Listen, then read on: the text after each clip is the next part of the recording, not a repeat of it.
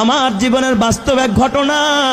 বগুড়ায় কয়েক মাস আগে আমার এক মাহফিল শেষে যখন ছাত্রদেরকে পাগড়ি প্রদান করতেছিলাম, হাফেজ ছেলেরা পাগড়ি নিতেছিল, নাম বলতেছে এক এক ছেলের মাথায় আমরা পাগড়ি পড়াচ্ছিলাম, আলেম ওলামারা সহ। হঠাৎ এক ছেলের নাম বলতেছে মুআজ রহমাতুল্লাহ আলাইহি, নাম বলছে, কিন্তু দেখি কোনো ছাত্র সামনে নাই। কিরে মুআজ কই? কয় হুজুর মুআজ তো মারা গেছে।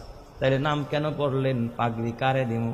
কয় হুজুর পাগড়িটা হাতায়া দেন, মুআজের মা পর্দার আড়ালে বসে আছে, সেখান থেকে পাগড়ি গ্রহণ করুন।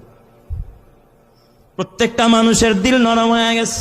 পাগড়িটা হাতায়া একটা ব্যাগে দেওয়া হলো, ছোট্ট একটা বাচ্চা নিয়ে মুআজের মার কাছে পৌঁছায়া দিল। বয়ান শেষে আমি যখন খানা খাচ্ছিলাম, মোহতামিম সাহেবকে জিজ্ঞাসা করলাম, মোহতামিম সাহেব, জীবনে এই অভিজ্ঞতা আমার এই ফার্স্ট যে মৃত ছেলেকেও পাগড়ি দেওয়া হয়। এই কথা বলতেই মোহতামিম সাহেব দেখে কাঁদতেছে, বড় হাফেজ সাহেব পাশে বসা, সেও কাঁদতেছে। আমি কই কাঁদেন কেন? কয় ওস্তাদ, এই মুআজ হলো আমার মাদ্রাসার 1 নম্বরের ছাত্র, আমাদের সম্পদ ছিল।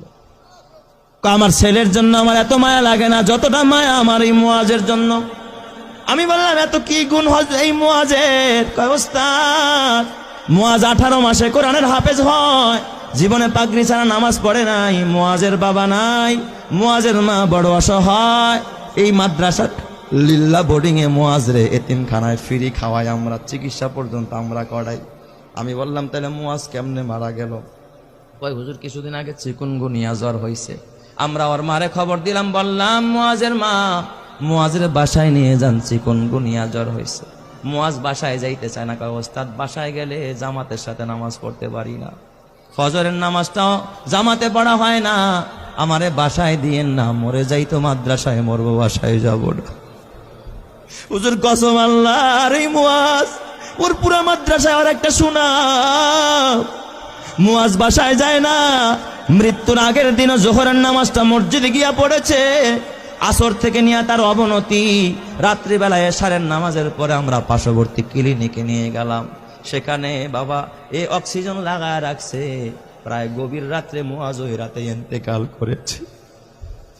হুজুর মুআজ ইন্তেকাল করেছে, আমরা স্তব্ধ হয়ে গেছি। মুআজের দাফনটা আমাদের মাদ্রাসার গেটের পাশে মাদ্রাসার কবরস্থানে আমরা করেছি। হুজুর আমি বললাম তাহলে ঠিক আছে, মুআজ ইন্তেকাল করলো, তাহলে পাগড়ি কেন মুআজের মাকে দিতে হবে?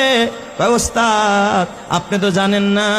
এই কথা বললাম, মোহতামিম সাহেব একটা ডেস্কের বয়ের টান দিয়ে একটা চিঠি বের করছে। কয় দেখেন, এই যে পত্র পাঠাইছে মুআজের মা। আমি চিঠিটা খুইলা দেখি মুআজের মা লিখছে সংক্ষেপে, ওস্তাদ হাফেজ সাহেব, সব ছাত্রকে